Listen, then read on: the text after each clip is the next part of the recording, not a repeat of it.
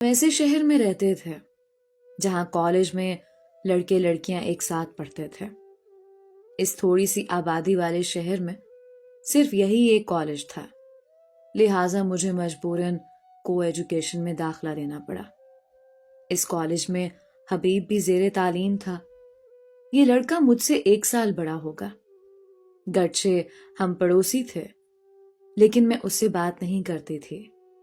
جب سے یہ لوگ ہمارے پڑوسی ہوئے تھے میں نے کبھی اس سے بات نہ کی تھی، لہٰذا یہ حجاب کالج میں بھی برقرار تھا۔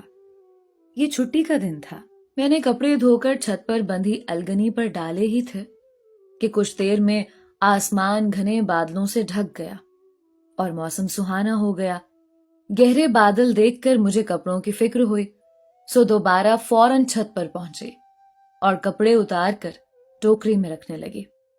تب ہی میری نظر پڑوس کی چھت پر موجود حبیب پر پڑی۔ وہ بھی اپنے گیلے کپڑے اتارنے آیا تھا۔ شاید اس کی ماں نے اسے اوپر بھیجا تھا۔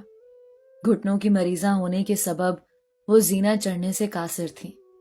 بہرحال میں نے حبیب کی طرف توجہ نہ دی۔ جب میں ٹوکری اٹھا کر اپنے زینے کی جانب مڑی تو اس نے منڈیر کے قریب آ کر آواز دی، سنو شہانہ۔ وہ بولا، مجھے کچھ نوٹس درکار ہیں، اگر آپ کے پاس ہوں تو براہ کرم چھت کی منڈیر پر رکھ دیں، میں اٹھا لوں گا۔ میں نے منہ اوپر کر کے بادلوں کی طرف دیکھا اور مسکرا دی۔ وہ سمجھ گیا کہ بارش ہونے کو ہے، اگر نوٹس بھیگ گئے تو؟ تب ہی اس نے کہا، بارش نہ ہو تو رکھ دیجیے گا۔ میں اچھا کہہ کر زینہ اتر آئی۔ سوچا کہ ممکن ہے اس کو نوٹس فوری طور پر درکار ہوں۔ اس سے 1 کلاس آگے یعنی فائنل میں تھے اور کل ہی پچھلی کلاس کے نوٹس نکال کر ایک جانب رکھ دیے تھے کہ یہ اب میرے لیے بیکار تھے۔ میرے دل کے اندر موجود نیکی نے میرے ضمیر سے کہا، ان نوٹس کو ردی میں پھینکنے سے تو بہتر ہے اس کو ہی دے دوں جس کو اس کی ضرورت ہے۔ کسی ضرورت مند طالب علم کے کام آ جائیں گے تو اچھا ہے، انسان ہی انسان کے کام آتا ہے۔ اسی وقت میں نے نوٹس کا پلندہ اٹھایا اور جا کر منڈیر پر دھر دیا۔ اب دل پر بار بار یہ خیال بجلی کی طرح گزرتا تھا کہ جانے اس نے نوٹس اٹھائے یا نہیں۔ دوپہر کو چھت پر جا کر جھانکا، شکر ہے بارش نہ ہوئی تھی، مگر بنڈل اسی طرح موجود تھا۔ دل میں آیا کہ واپس اٹھا لوں، لیکن پھر ایسا نہ کر سکے۔ ایک عجیب سی بے چینی شام تک دامن گیر رہی۔ تمام دن کسی کام میں دل نہ لگا۔ دھیان اسی بنڈل کی جانب ہی لگا رہا جو پڑوسی کے منڈیر پر دھرا تھا۔ سوچ رہی تھی اگر اس نے نہ اٹھایا تو امی کو کہوں گی اسے دے دیں۔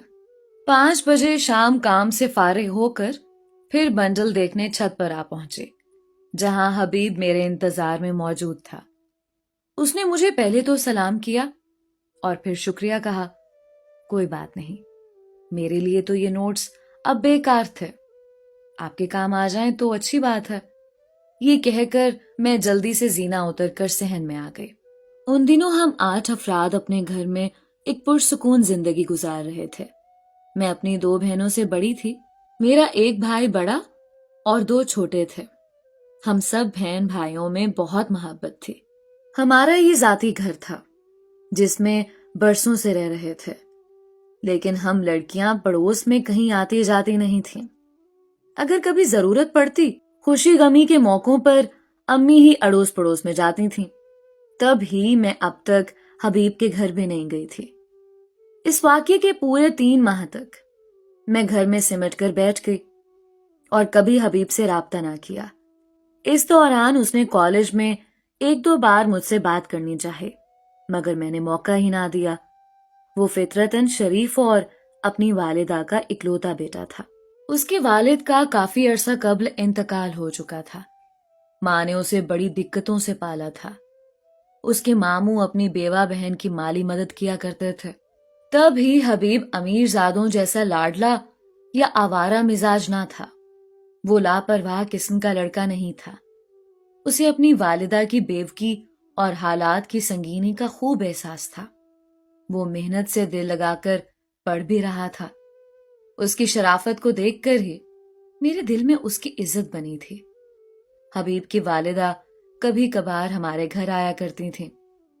ایک دن انہوں نے باتوں باتوں میں بتایا کہ حبیب کا ہاتھ جھلس گیا ہے۔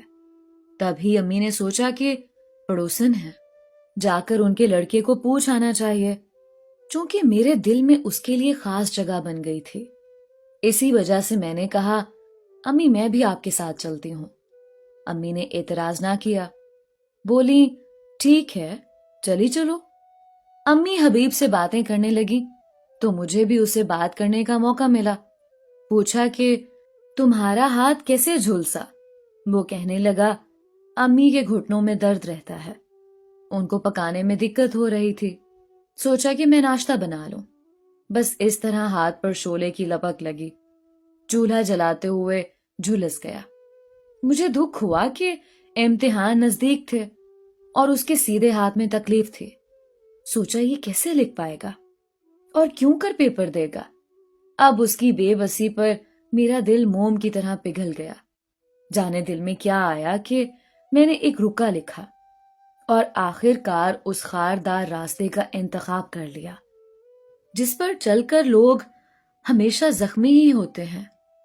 رکے میں نے لکھا تھا، اگر تمہارے ہاتھ میں زیادہ تکلیف ہے، تم چاہو تو پریکٹیکل جرنل مجھ سے لکھوا لو، میرے پاس اپنا موجود ہے، مجھے تمہارا جرنل بنانے میں دقت نہ ہوگی۔ چونکہ ہمارے مضمون ایک تھے اس لیے میں اس کی مدد کر سکتی تھی۔ جواب میں اس نے شکریہ لکھا، اور جب میں صحن میں بیٹھی تھی اس نے اپنے گھر کی چھت سے یہ رکا ہمارے صحن میں پھینک دیا۔ میں نے فوراً اٹھایا، کھول کر پڑھا۔ لکھا ہوا تھا، جیسے تم اب میرا ساتھ دے رہی ہو، کیا عمر بھر بھی اسی طرح ساتھ دے سکو گے؟ میں نے جواب میں لکھ دیا، ہاں، اگر تم ساتھ دو گے تو میں بھی تمہارا ساتھ دوں گی۔ لکھنے کو تو یہ بات لکھ دی، پھر بہت پشیمان بھی ہوئی کہ جس راہ کو جانتی نہیں کیوں اس پر قدم رکھ دیا۔ کسی کو ہم سفر بنانے سے پہلے آزمانا تو چاہیے تھا کہ یہ عمر بھر ساتھ دے بھی سکے گا کہ نہیں۔ اس کے بعد ہمارے درمیان باقاعدہ رکا بازی کا سلسلہ شروع ہو گیا۔ میں رکا لکھ کر اس کی چھت پر پھینک آتی، اسی طرح جب وہ دیکھتا کہ میں اپنے صحن میں اکیلی بیٹھی ہوں تو وہ چھوٹے سے پتھر یا کنکر میں رکا لپیٹ کر اپنی چھت سے پھینک دیتا جو میرے سامنے آ کر گرتا۔ یوں ہمیں کسی پیامبر یا ڈاکے کی ضرورت نہ پڑتی تھی۔ چھت کے ساتھ چھت ملی ہوئی تھی، ہمیں بات کرنا بھی آسان تھا اور خط و کتابت کی ترسیل بھی آسان تھی۔ ہم زیادہ دیر چھت پر نہیں رکتے تھے کہ ایسا نہ ہو کہ کہیں امی کو شک ہو جائے۔ وہ بھی ایسا لڑکا نہ تھا جو کسی لڑکی کو برائی پر اکساتا۔ وہ اچھے مستقبل کے لیے محنت کرنا اور اپنی بیوہ ماں کے دکھ سمیٹنا چاہتا تھا۔ یہ بات اس نے مجھ سے کئی بار کہی تھی۔ اس کا کہنا تھا کہ بس ایک نظر تم کو دیکھ لیتا ہوں تو محنت کرنے کی امنگ بڑھ جاتی ہے اور تم کو حاصل کرنے کا خیال مجھ کو طاقتور بنا دیتا ہے۔ اس نے بس ایک بار مجھے کہا کہ تم سے ملنا چاہتا ہوں۔ انہی دنوں ایک روز امی اور بھائی کو عزیز کے انتقال پر لاہور جانا پڑا۔ تب میں نے حبیب سے کہا کہ تم ہمارے گھر آ جاؤ۔ یہ دسمبر کی ایک رات تھی۔ وہ 10:30 بجے ہمارے گھر آیا، کافی پریشان تھا۔ میں نے سبب پوچھا تو اس کی آنکھوں سے آنسو جاری ہو گئے۔ میں نے اپنی زندگی میں پہلا مرد دیکھا جو آنسو بہا رہا تھا۔ دل کانپ اٹھا۔ پوچھا، مجھے بتا دو کیا بات ہے، تم کو کیا پریشانی ہے؟ اس نے بتایا کہ